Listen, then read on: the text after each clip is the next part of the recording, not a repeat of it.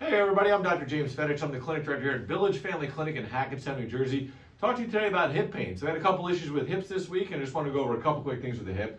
So the first thing when I ask people when they say they have hip pain is I kind of make the point at it, because when people say hip pain, they mean a lot of different things.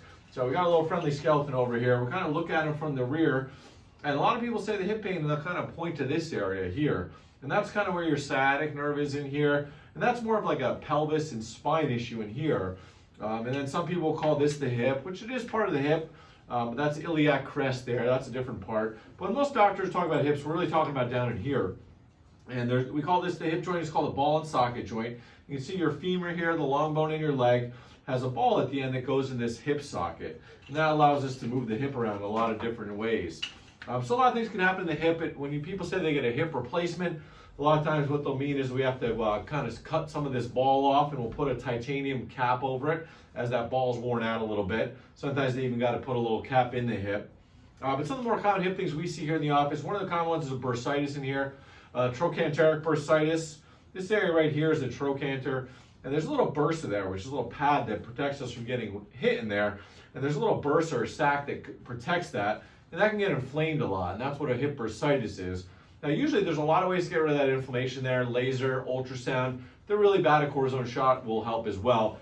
But typically that's caused by something else. We got to figure out what's causing that. Maybe it's a short leg. Maybe it's a IT band issue.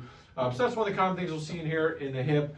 We'll also see some impingements. Sometimes the way this ball is moving, it's pinching in the socket. That might be something to look out for as well. But one of the most common things we'll see in here is kind of like what we call a runner's knee. So there's a band called the IT band that connects the hip to the knee.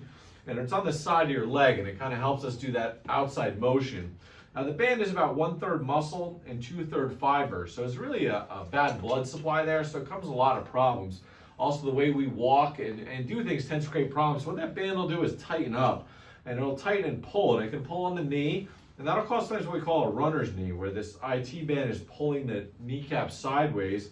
We can help you with that. And up at the hip, it can pull or irritate that bursa in there and call that bursitis as well. So we can help you with all that. Ultrasound, laser, those things work great. Ultimately, we got to figure out what's going on in there. I had this problem due to a short leg many years ago. The way we're walking, maybe we need orthotics. Another common thing is some glute weakness here. So your glutes are your rear end muscles back here. And the fact that we all sit all day long, they tend to get kind of weak and inhibited. So we're sitting on our rear end all day. The glute connects kind of like this from the hip to the rear end, and it helps us move that hip. But if we're sitting on it all day, it can get tight and weak and start pulling on the hip as well. So there's a lot of different hip problems. We can help you out with all of them. You just really got to figure out what's going on with them. Besides it's totally worn out, we can't help. But we got to figure out what's exactly is going on, and then find the root cause of the problem. So most of those are pretty easily treatable if we figure out why they're doing that. Is it the way we're walking? Is it weak gluteness?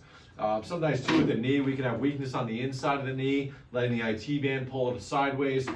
So once we get to the root cause of that problem, it's typically pretty easy to address. So if you or anyone who knows having a hip problem, give us a call or text at 908-813-8200.